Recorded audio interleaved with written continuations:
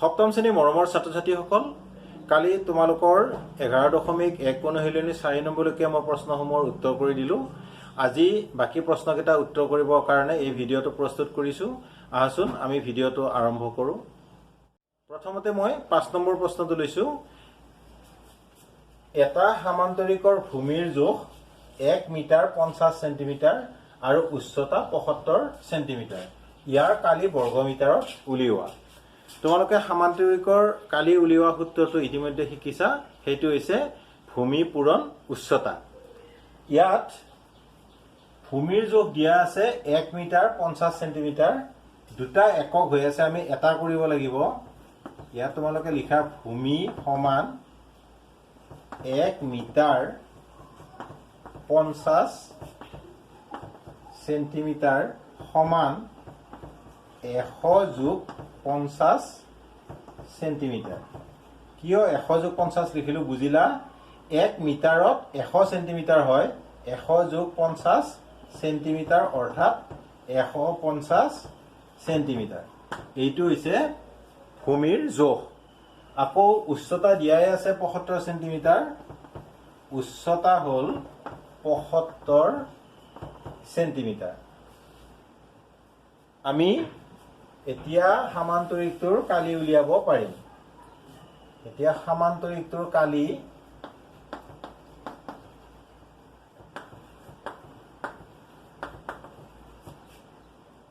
কি হ'ব? এইটো ভূমি পূৰণ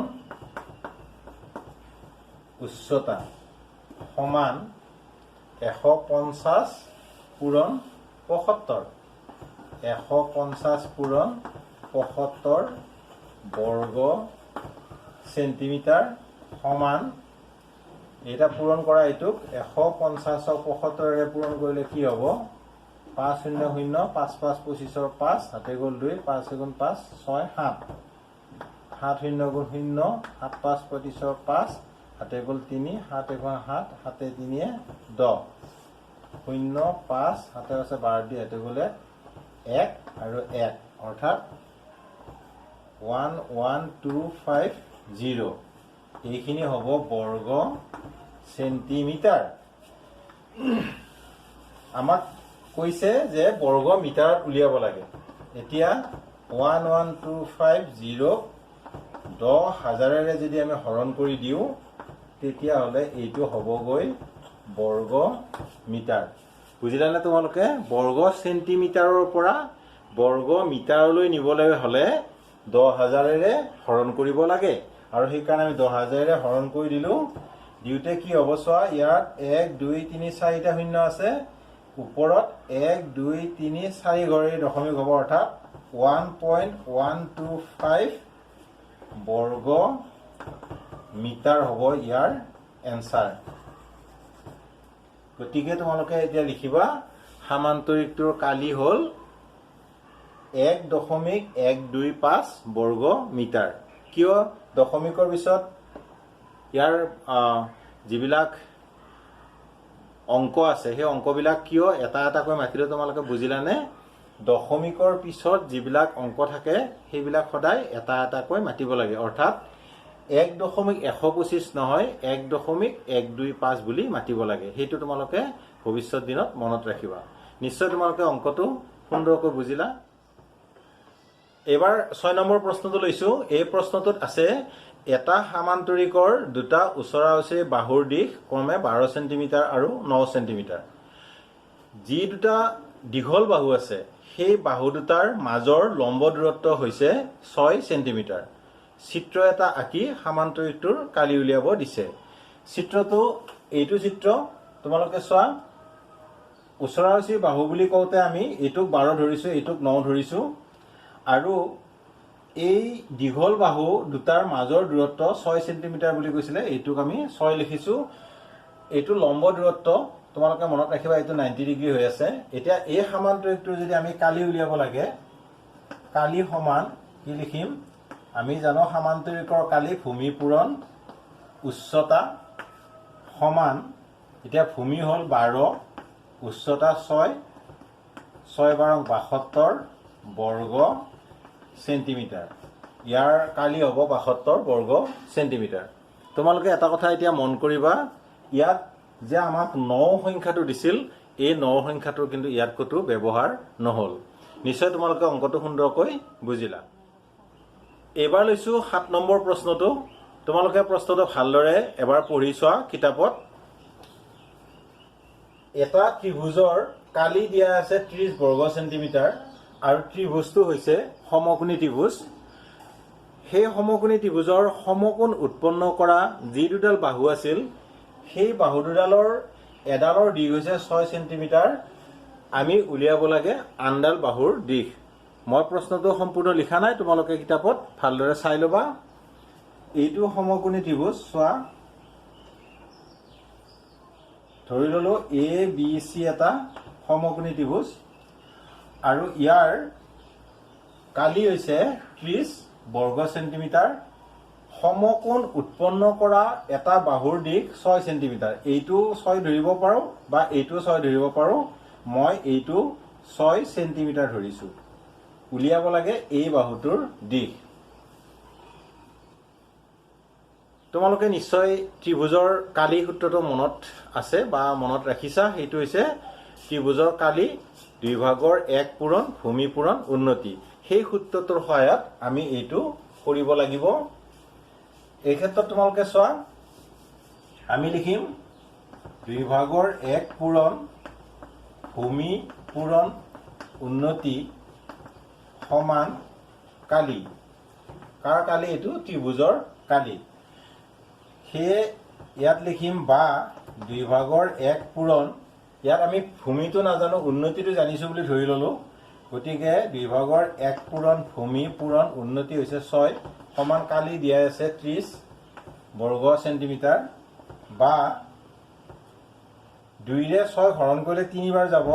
গতিকে 3 পূৰণ ভূমি সমান 30 বা ভূমি সমান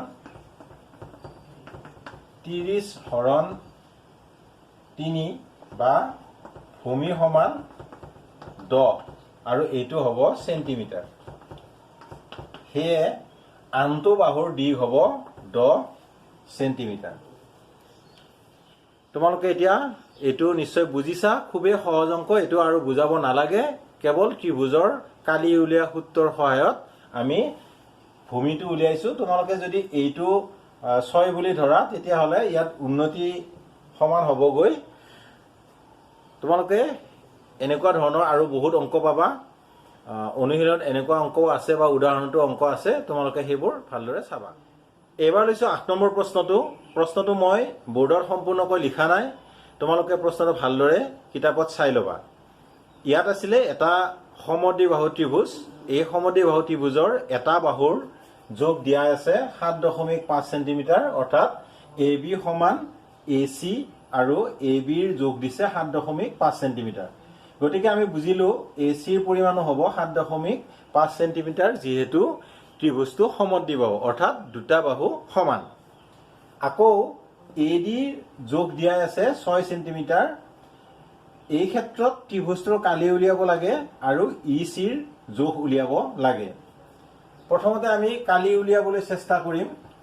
ত্ৰিভুজ ABCৰ কালি সমান হাফ ইনটু ভূমি পূৰণ উন্নতি। এই ক্ষেত্ৰত আমাৰ হাফটো থাকিলেই। এতিয়া ভূমি বুলি কওঁতে এই ত্ৰিভুজটোৰ উন্নতি য'ত আছে তাতহে আমি ভূমিৰ কথাটো আমি চিন্তা কৰিম। এতিয়া এই ত্ৰিভুজটোৰ ক্ষেত্ৰত উন্নতি ক'ত হ'ব? যিহেতু এইডাল এডাল লম্ব হয়, গতিকে এইটো হ'ব ইয়াৰ উন্নতি, অৰ্থাৎ হাফ।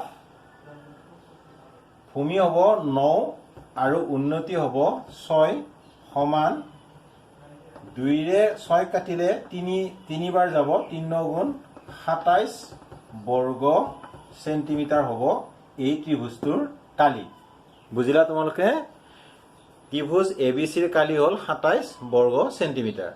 এতিয়া যদি ত্ৰিভুজটোৰ কালি 27 বৰ্গ চেণ্টিমিটাৰ হয়, তেতিয়াহ'লে ECডালক উন্নতি হিচাপে ধৰিলেও 27 বৰ্গ চেণ্টিমিটাৰে কালি হ'ব লাগিব। তোমালোকে নিশ্চয় বুজিছা কথাটো। এইডাল উন্নতি হ'লে যিমান কালি হ'ব এইডালক উন্নতি বুলি ধৰিলেও সিমানেই কালি হ'ব লাগিব। এই ক্ষেত্ৰত আমি এইবাৰ এ বি ভূমি ধৰি লৈ কৰিম। এইবাৰ এ বি ভূমি ধৰি ত্ৰিভুজ এ বি চিৰ কালি half into A B into অৰ্থাৎ এইটো ভূমি আৰু উন্নতি ই চি ইজ ইকুৱেল টু 27 বৰ্গ চেণ্টিমিটাৰ। বুজিলা নিশ্চয় তোমালোকে? 27 বৰ্গ চেণ্টিমিটাৰ হ'ল, কাৰণ আমি অলৰেডি সেইটো উলিয়াই থৈছোঁ। বা হাফ ইনটু এতিয়া এ বিৰ পৰিমাণটো আমি জানোৱেই 7.5 ইনটু ই চিৰ পৰিমাণ নাজানো, এইটো ই চিয়ে লিখি থলোঁ, ইজ ইকুৱেল টু 27 বৰ্গ চেণ্টিমিটাৰ। অৰ্থাৎ আমি লিখিম বা 2ৰে 7.5ক হৰণ কৰিবলৈ আমাৰ অসুবিধা হ'ব, সেয়ে এনেকৈ লিখিলোঁ 7.5 আৰু তলত 2। তোমালোকে জানা এনেকৈ ভগ্নাংশ পূৰণ কৰিলে তলৰখিনিৰ লগত তলৰখিনি পূৰণ হ'ব, ওপৰখিনিৰ লগত ওপৰখিনি পূৰণ হ'ব। Into E C is equal to 27। আমি বৰ্গ চেণ্টিমিটাৰটো ইয়াত নিলিখোঁ, কাৰণ উত্তৰটো হ'বগৈ আমাৰ পিছত চেণ্টিমিটাৰত, সেয়ে বৰ্গ চেণ্টিমিটাৰটো ইয়াত আৰু লিখিব নালাগে। এতিয়া ই চি ইজ ইকুৱেল টু এইখিনি ই চিৰ লগত কি হৈ আছে, ইয়াত পূৰণ হৈ আছে, গতিকে সমান চিহ্ন ইফালে গ'লে হৰণ হ'ব। আৰু হৰণ হ'লে কি হয়, এইখিনি যেতিয়া এইফালে যাব হৰণটোক আকৌ আমি বিপৰীত ক্ৰমে লিখিব লাগিব, অৰ্থাৎ 7.5টো তলত আহিব, 2টো ওপৰত যাব। এই কথাখিনি মই তোমালোকক আগতেও কৈছিলোঁ, কিন্তু এনেদৰে কৈছিলোঁ তোমালোকক, সমান চিহ্নৰ এইফালে যদি ভগ্নাংশ হৈ থাকে সমান চিহ্নৰ সেইফালে যায় কেৱল ভগ্নাংশটো প্ৰতিক্ৰম কৰি দিবা আৰু এটা পূৰণ চিন দিবা, তেতিয়াই তোমালোকৰ আৰু কোনো কাৰণতে ভুল নহয়। বা ই চি ইজুৱেলটো কিমান হ'ব, আমি পালোঁ এতিয়া 27 আৰু 2 ওপৰত থাকিলে, গতিকে 7 দুগুণ 14, 4 হাতে গ'লে 2 দুগুণ 4 একে 5, 54 আৰু তলত 7.5। এইখিনি সৰল কৰিব লাগিব। সৰল কৰিলে কি হ'ব, বা ই চি ইজ ইকুৱেল টু 54 আৰু এইটো 10 হ'ব, এইটো হ'ব 75, অৰ্থাৎ দশমিকটো ইয়াত উঠাই দিলোঁ, এইকাৰণে পূৰণ চিন দি 1 দিলোঁ, আৰু দশমিকৰ এটা অংক আছিল, সেইকাৰণে এটা 0 দিলোঁ। এইখিনিক আমি এতিয়া কটাকটি কৰিব লাগিব। কেনেকৈ কৰিম চোৱা, বাহিৰত 54 ইনটু 10 ডিভাইডেড বাই 75, 5ৰে 5 4 9 4 5 9 75, 5ৰে 5 দুগুণ 10, 5 4 9, 3ৰে যাব, 5 1 6 3ৰে যাব, 3ৰে 3 5 15, 3ৰে 3 দুগুণ 3 গুণ 3, 2 বাকী 24 হ'ল, 3 8 গুণ 24, আকৌ 5ৰে 5 3 15 নাযায় বাৰ, গতিকে এইটো হ'বগৈ 18 দুগুণ 36 আৰু এইটো হ'ব 5। এতিয়া সমান কিমান হ'ব, 5ৰে 36ক হৰণ কৰিলে, তোমালোকে আকৌ এইখিনিত 5ৰে 36ক হৰণ কৰা, 5 5 গুণ 25, 5 7 গুণ 35 হ'ব, 1 বাকী ৰ'ল, দশমিক দিলোঁ 0 হ'ল, 5 দুগুণ 10, অৰ্থাৎ 7.2 এইটো হ'ব চেণ্টিমিটাৰ। এইটোৱে হ'লগৈ আমাৰ উলিয়াবলগীয়া নিৰ্ণেয় ই চিৰ দিশ। তোমালোকে চাগৈ সুন্দৰকৈ বুজিছা।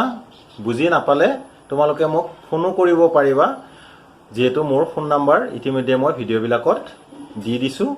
গতিকে তোমালোকে হয় ফোন কৰিবা, নহয় হোৱাটছএপত মোলৈকে প্ৰশ্নটো বুজি পাইছা বা বুজি পোৱা নাই পঠাবা। মই আজি পুনৰবাৰ মোৰ হোৱাটছএপ নাম্বাৰটো দিছোঁ, সেইটো হৈছে 7002826665।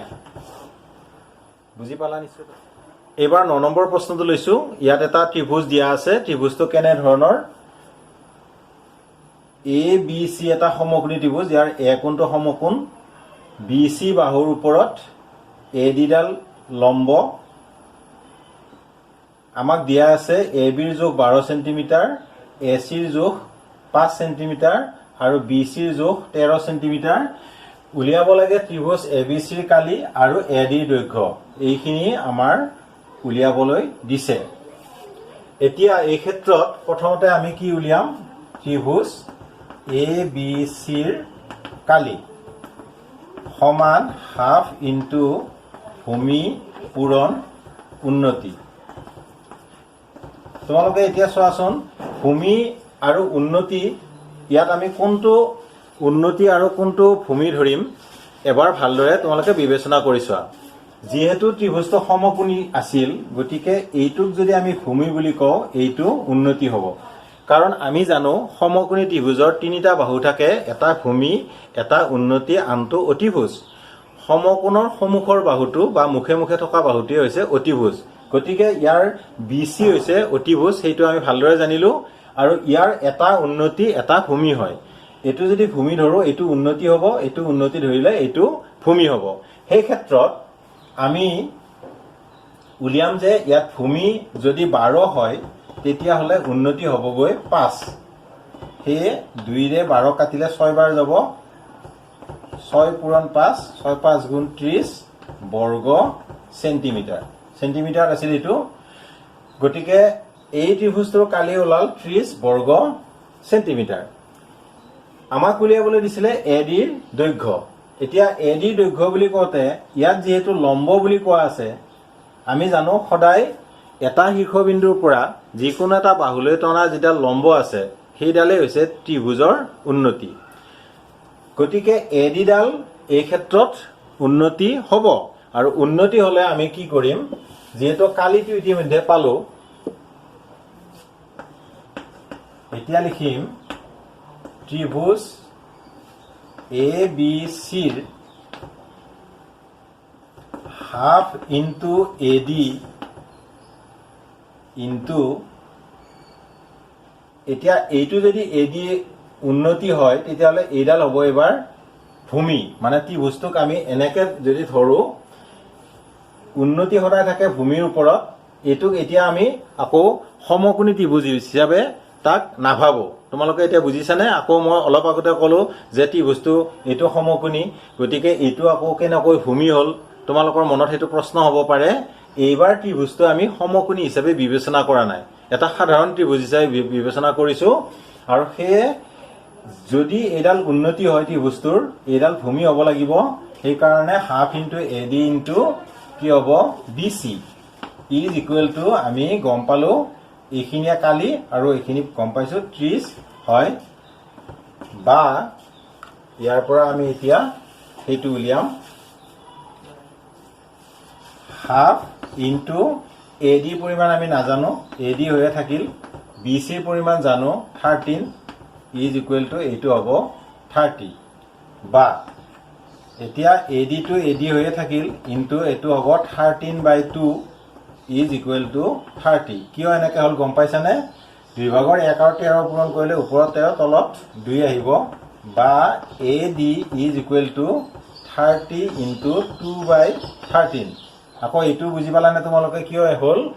ভগ্নাংশ আছিলে, ই পূৰণ হৈ আছিলে, সিফালে যোৱাৰ লগে লগে ইয়াৰ প্ৰতিক্ৰমেৰে সেইটো পূৰণ হ'ব, বা AD ইজ ইকুৱেল টু 30 দুগুণ 60 হ'ব ওপৰত আৰু তলত হ'ব 13।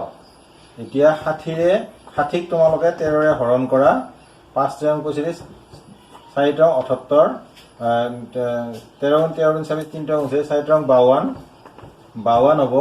10ৰ 8 গ'ল থাকিল, 10ৰ 2 গ'ল থাকিল 8, আৰু দশমিক 0, 5 3 25, 6 3 78, 7 3 91, 6 3 78, 79 80, দশমিক 0, 13 2 26, 13 গুণ 13, 7 দশমিক দিয়া আছে 0, 5 3 65,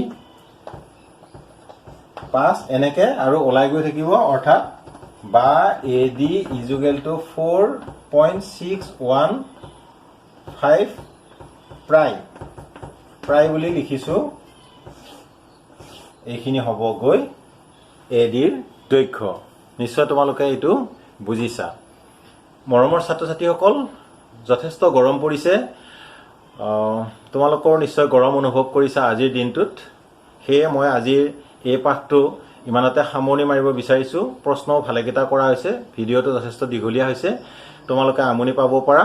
ইয়াৰ পিছৰ আৰু এটা ভিডিঅ' আছে, সেই ভিডিঅ'টোত তোমালোকৰ এই অনুশীলনীটোৰ সমাপ্ত হ'ব। নিশ্চয় মোৰ চেনেল অনুপ্ৰেৰণা তোমালোকে চাই ভাল পাইছা, মোৰ ভিডিঅ'সমূহ চাই ভাল পাইছা। ভাল পালে তোমালোকে লাইক কৰিবলৈ নাপাহৰিবা, বন্ধুসকলৰ লগত শ্বেয়াৰ কৰিবা, আৰু যিসকলে প্ৰথমবাৰৰ কাৰণে মোৰ চেনেলটো চাইছা সেইসকলে চেনেলটো ছাবস্ক্ৰাইব কৰিবা। সদশেষত তোমালোক আটাইলৈ ধন্যবাদ জ্ঞাপন কৰি আজিৰ এই ভিডিঅ'টো ইমানতে সামৰণি মাৰিছোঁ। ধন্যবাদ।